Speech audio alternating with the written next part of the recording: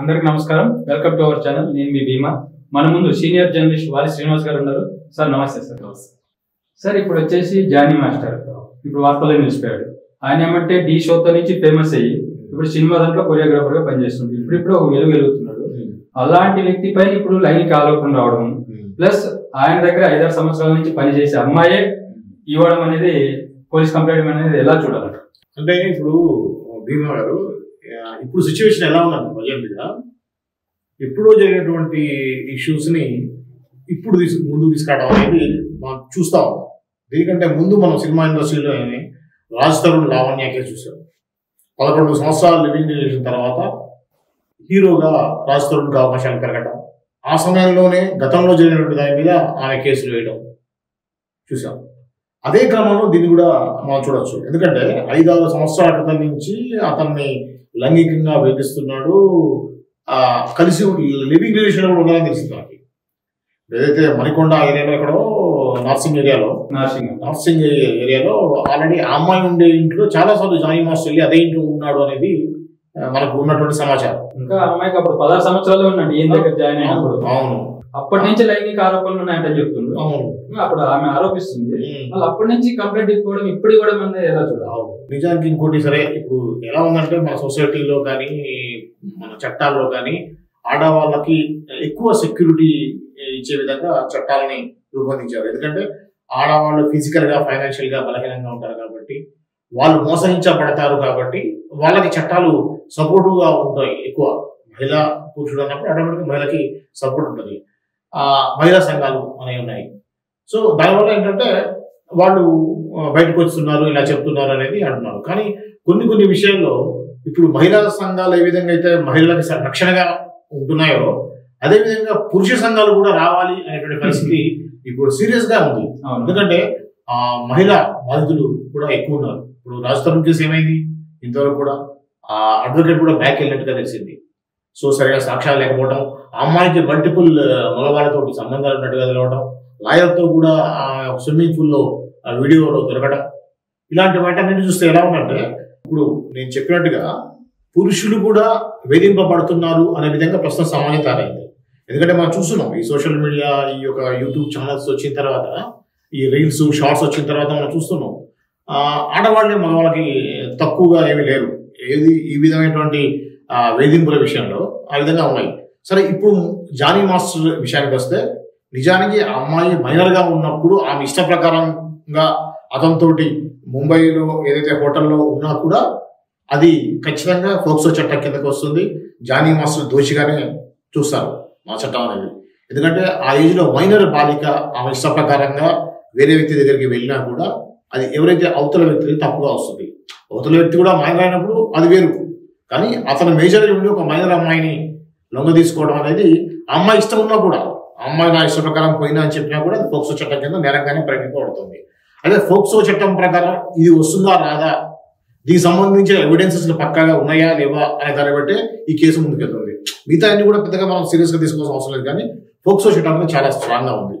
POCSO చట్టం కింద నిజానికి నేరం రుజువైతే మాత్రం మినిమం 7 years 7 సంవత్సరాలు జైలు శిక్ష పడుతుంది. సో కాబట్టి ఇది ఇప్పుడు తాజాగా తెలిసిన విషయం ఏంటంటే ఫోక్సో చట్టం కింద కేసు నమోదు చేసి జానీ మాస్టర్ కోసం వెళ్తున్నారు అనేది కొత్తగా వచ్చినటువంటి ఇన్ఫర్మేషన్. ఇప్పుడు లడాక్ లోనే ఎక్కడ ఉన్నారంటే చెప్తా ఉన్నారు. అవును, ఒకటేమో నెల్లూరు దగ్గర ఉన్నాడని, ఇంకోటేమో ముంబైలో ఉన్నాడన్నారు. తర్వాత లడక్ దగ్గర ఏదో సినిమా షూటింగ్ కోసం వెళ్ళాడని చెప్పేసి అంటా ఉన్నారు. ఏది వాస్తవానికి 4 బృందాలుగా పోలీసులు విడిగా డిఫరెంట్ లొకేషన్స్ లో వెతుకుతూ ఉన్నారు. సో మొబైల్ లొకేషన్ మాత్రం లాస్ట్ గా లడక్ ఏరియాలో ఉన్నట్టుగా చెప్తున్నారు. గత 3 రోజులుగా మాత్రం అతని యొక్క సెల్ స్విచ్ ఆఫ్ నే ఉంది. సో అయితే ఇప్పుడు ఈ కేసు విషయంలో భీమా ఎలా ఉంటుందంటే, ఆ అమ్మాయి 5 సంవత్సరాల నుంచి 6 సంవత్సరాల నుంచో పరిచయం అని చెప్తుంది. వీళ్ళు చెప్పే విషయం ఏంటంటే గత 4 సంవత్సరాలుగా జానీ మాస్టర్ తోటి ఆమె అసిస్టెంట్ గా పని చేయట్లేదు అంటున్నారు. అదే పెళ్లి చేసుకొని కూడా వెళ్ళిపోయినట్టు చెప్తున్నారు వీళ్ళ వర్షన్. వీళ్ళ అమ్మాయి ఆల్రెడీ పెళ్లి చేసుకుని వెళ్ళిపోయింది. సో దీన్ని ఖచ్చితంగా మనం సీరియస్ గా వెళ్తే మాత్రం మనకున్న అవగాహన ప్రకారం అనిపిస్తుంది అంటే ఇది అంత ఒక బ్లాక్ మెయిల్ కోసమో లేకపోతే ఏదో ఆశించి చేస్తున్నట్టుగానే అనిపిస్తా ఉంది.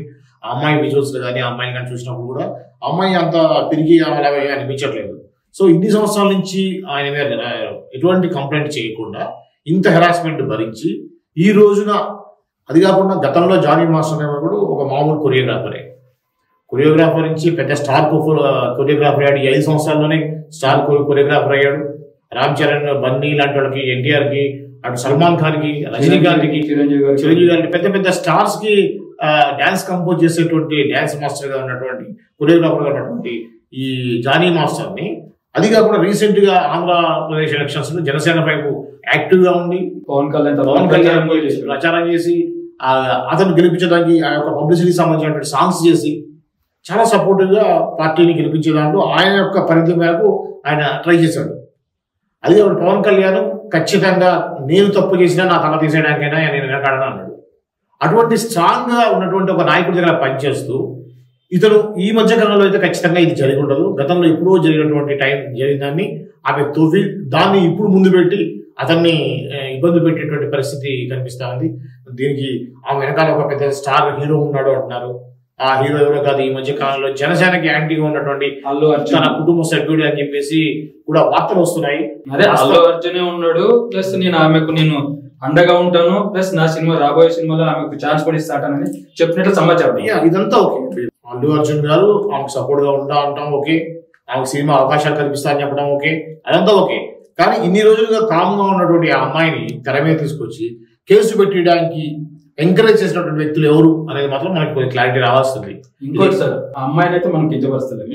ఆ అమ్మాయి 5 సంవత్సరాల నుంచి జర్నీ చేసి, ప్లస్ ఆమె ఏమంటుంది, ముంబైలోనే నన్ను వేధించారట, క్యారవాన్ లోనే వేధించారు, ఇంటికి వచ్చి కూడా నన్ను లైంగికంగా వేధించాడు అంటే ఆమె కంప్లైంట్ ఇచ్చింది. 5 సంవత్సరాల నుంచి కంప్లైంట్ ఇవ్వకపోవడము, ఇప్పుడు తెర మీదకి రావడము, ప్లస్ ఈయన ఇప్పుడిప్పుడు ఎదుగుతా ఉన్నాడు. దీని వెనకాల కొరియోగ్రాఫర్లు ఉన్నారు కదా సైడ్, వాళ్ళు కూడా ఒక కారణం అనే టైప్ లో చెప్తా ఉంటారు. అంటే ఈ ఆల్రెడీ జానీ మాస్టర్ కొద్దిగా దూకుడు స్వభావం ఉందనేది సన్నిహితులు చెప్తా ఉన్నారు. ఆయన పక్కన ఉన్నవాడు కానీ, డాన్స్ మాస్టర్స్ కానీ, ఆయన పనిచేసిన వాడు కానీ చెప్తా ఉన్నారు కొద్దిగా రూడ్గా ఉంటాడు అనేది. రూడ్గా అనేది మనం 2 రకాలుగా తీసుకోవచ్చు. ఇంకోటి వర్క్ ఏరియాలో రూడ్గా ఉంటారు, చాలా మంది చూసారు. ఇప్పుడు డైరెక్టర్ తేజ కావచ్చు, చాలా మంది డైరెక్టర్స్ ఆ యొక్క సెట్స్ లో పని కావాలి, పని ముందుకు వెళ్ళాలి అనేటువంటి దాంట్లో కొంత హార్ష్ గా ఉంటారు. ఒక captain of the ship director ఎట్లా, ఈ సాంగ్ సంబంధించి ఇతరే కెప్టెన్, కొరియోగ్రాఫర్ అనేది డాన్స్ డైరెక్టర్. సో అతను సరైన అవుట్పుట్ రానప్పుడు సీరియస్ గా ఉంటాం అనేది కామన్ గా జరిగేది ఎక్కడైనా సరే. ఒక వర్క్ చేస్తున్నా ఉన్నప్పుడు స్ట్రిక్ట్ గా ఒక మిలిటరీ రూల్ లాగా ఖచ్చితంగా ఇది చేయాలని గట్టిగా అరవడం అనేది జరుగుతూ ఉంటుంది. అంత మాత్రం చేత అతను ఒక రేపిస్ట్ లాగా అతని ముద్రేయడం అనేది కరెక్ట్ కాదు. అదో ఇంకోటి, ఈ అమ్మాయి ఆయన కలిసి సన్నిహితంగా ఉండేవాడు. చాలా సినిమా ఓపెనింగ్ వాటికి కూడా మనం చూసాం, విజువల్స్ నేను మీకు చూపిస్తాను. చాలా వాటి ఇద్దరు కలిసి డాన్స్ వేశారు, ప్రాక్టీస్ చేశారు, అంత బాగున్నారు. అంటే ఇది ఎలా ఉందంటే మంచిగున్నంత వరకు ఓకే, ఎక్కడైతే వీళ్ళకి కొంచెం మనస్పర్ధలు వచ్చాయో, వాళ్ళు ఆశించింది ఇతని దగ్గర నుంచి రాలేదో, లేకపోతే వాళ్ళు కోరుకున్న విధంగా ఇతను ఉండట్లేదు, అప్పుడు వీళ్ళు బయటకు వచ్చి దాన్ని రేపుగాను ఇంకో రకంగాను చూపించడం అనేది యాక్చువల్గా చట్టం కూడా దాన్ని యాక్సెప్ట్ చేయదు. ఆల్రెడీ సుప్రీంకోర్టు కూడా చెప్పింది, ఏదైతే ఇద్దరు లివింగ్ రిలేషన్ లో ఉండి మంచుకున్నంత వరకు బాగానే ఉండి దాని తర్వాత దాన్ని మనం రేప్ చేసినట్టు చెప్పడం అనేది అది దాన్ని మనం కన్సిడర్ చేయం, దాన్ని రేప్ గా కన్సిడర్ చేయమని సుప్రీంకోర్టు చెప్పింది. ఇంకో విషయం సార్, ఇప్పుడు నన్ను పెళ్లి చేసుకోవాలని ఆమె అడిగిన, ఈయనేమన్నాడట మతం మార్చుకుంటేనే పెళ్లి చేసుకుంటాడని చెప్తుంది. అంటే వాడుకున్నప్పుడు తెలియలేదా పెళ్లి ఆమె మతం మార్చుకోవాలని? అంటే అది కూడా దీని యొక్క దాని ఏమంటే తీవ్రత ఎలా ఉంటుందంటే, ఫస్ట్ వచ్చేసేమో రేప్ కేసు అన్నారు, తర్వాత ఫోక్సో అన్నారు, ఇప్పుడు దీంతో పాటుగా లవ్ జిహాద్ అనే దాన్ని కూడా వాడుతున్నారు. అంటే అన్ని కోణాల్లో కూడా జానీ మాస్టర్ ని ఇబ్బంది పెట్టడానికి ముందే ప్రీ ప్లాన్డ్ గా వీటన్నిటిని కూడా అనుకున్నారు ఏమో అనిపిస్తా ఉంది. ఎందుకంటే అతను ఒక హిందూ కాంత మాత్రంలో వాళ్ళ ఒక తీవ్రవాది లాగానో, ఆ యొక్క కమ్యూనిటీ వాళ్ళందరూ చెడ్డ వాళ్ళగానో చూడడానికి అవకాశం లేదు ఏమాత్రం. ఎందుకంటే అతను జానీ మాస్టర్ వేరే హిందూ కాంత మాత్రాన హిందూ అమ్మాయిని ప్రేమించకూడదని ఎక్కడ లేదు, ప్రేమించవచ్చు, కానీ లవ్ జిహాద్ తప్పు ఖచ్చితంగా. కానీ అలా చేశాడు అని వీళ్ళు ఆరోపణిస్తున్నారు. ఆరోపణ చేయడానికి మనం చాలా ఆరోపణ చేయొచ్చు, చాలా చేయొచ్చు, అవి నిజమైన నిరూపణ ఇస్తేనే అతను దోషిగా చూస్తాం. అప్పటిదాకా కూడా అతని మీద ఒక నింద వేసినటువంటి వ్యక్తి అంతే, అతను దోషి మాత్రం కాదు, అతని మీద ఒక ఆరోపణ మాత్రమే, అనుమానితులు మాత్రమే. ఇప్పుడు అనుమానితులు జానీ మాస్టర్ అనుమానితులు మాత్రమే. ఇటువంటి కేసులు భీమా మీరు చూడండి, ఈ మధ్యకాలంలో గత 2-3 నెలలు చూస్తే ఆ దువ్వాడ శ్రీనివాస్ కావచ్చు, అంత ముందు శాంతికి సంబంధించిన కేసు కావచ్చు, శాంతి విషయంలో ఆమె కల్పిట్ విజయసాయి రెడ్డి అన్నారు, వాళ్ళ హస్బెండ్ ప్లస్ అడ్వకేట్. సో ఈ విషయంలో అర్థం ఉంది. అదేమైంది ఇప్పుడు దాకా ఏదో తెలియదు, అలా కామ్ అయిపోయింది. వాళ్ళు కాంప్రమైజ్ అయ్యారో తెలియదు, ఏమైందో తెలియదు. ఈ మధ్య రీసెంట్ గా ఆ శాంతి వాళ్ళ చెల్లెలు, సొంత చెల్లెలు చంద్రబాబు నాయుడు కలిసి దిగిన ఫోటోని మనకు షేర్ చేశారు వాళ్ళు. సో అంటే వాళ్ళు ఒకటి అయ్యారు అనేది వినిపిస్తా ఉంది, కాంప్రమైజ్ అయ్యారని. అదే విధంగా రాజ్ తరుణ్ కేసు తీసుకోండి. రాజ్ తరుణ్ తీవ్రంగా అది అరెస్ట్ అయిపోతాడు, అయిపోయింది రచ్చన చేశారు. కామ్ అయిపోయింది. ఏంటో ఆయన షూటింగ్ సాంగ్ చేసుకుంటాడు, ఈఎంఐ ప్లేస్ లో ఈఎంఐ ఉంది. సో ఇదే విధంగా ఇప్పుడు ఈ కేసు కూడా అంతే. మనకి ఇది ఒక 2-3 వారాలు తీవ్రంగా కనిపిస్తూ ఉంటుంది. ఆ విధంగా చూస్తే మన డ్రగ్స్ కేసు తీసుకోండి, హేమ విషయంలో ఏ కేసు అయినా సరే ఒక 2-3 రోజులు తీవ్రంగా దాని గురించి చర్చించడం, దాని తర్వాత ఏదో విధంగా కాంప్రమైజ్ పడగలుగుతాయి. జానీ మాస్టర్ విషయంలో కూడా జనాలు ఊహించిన విధంగా ఏమీ జరగదని అనుకుంటున్నా మేము. ఖచ్చితంగా ఈ సినీ రంగం సంబంధించిన పెద్దవాళ్ళు కానివ్వండి, ఆ అమ్మాయి తరఫున కానివ్వండి, అందరూ కూర్చొని ఒక అండర్స్టాండింగ్ వచ్చి అది ఒక కాంప్రమైజ్ అవుతుందని ఖచ్చితంగా నమ్ముతున్నాను. ఈ కాంప్రమైజ్ ఏంటంటే ఇప్పుడు ఆల్రెడీ పెద్ద పెద్ద సెక్షన్ల కింద కేసులు నమోదయ్యాయి కాబట్టి దానికి ప్రూఫ్స్ సరైన ప్రూఫ్స్ ఆధారాలు లేనప్పుడు ఆటోమేటిక్ గా కేసు వీగిపోతుంది. సో ఆ పరిస్థితుల్లోనే అవుతుంది ఖచ్చితంగా. ఎందుకంటే అద్భుతమైన భవిష్యత్తు ఉన్నటువంటి dance master Jani master national award వచ్చింది రీసెంట్ గా. సో ఇటువంటి పరిస్థితుల్లో సినిమా పెద్దలు కానివ్వండి, ఇటు ఆ అమ్మాయి కూడా సినిమా ఇండస్ట్రీ సంబంధించిన అమ్మాయి కాబట్టి ఖచ్చితంగా ఇది ఒక కాంప్రమైజ్ అవుతుందని అనుకోవచ్చు. కాబట్టి ఏంటంటే నేను ఖచ్చితంగా నమ్మేది ఏంటంటే ఇప్పుడున్న పరిస్థితుల్లో మహిళా సంఘాలకి దీటుగా పురుష సంఘాలు కూడా ముందుకు రావాల్సిన అవసరం ఎంతైనా ఈ సమాజంలో. ఖచ్చితంగా మగవాళ్ళు కూడా ఆడవాళ్ళ చేత బాధింపబడుతున్నారు అనేది 100%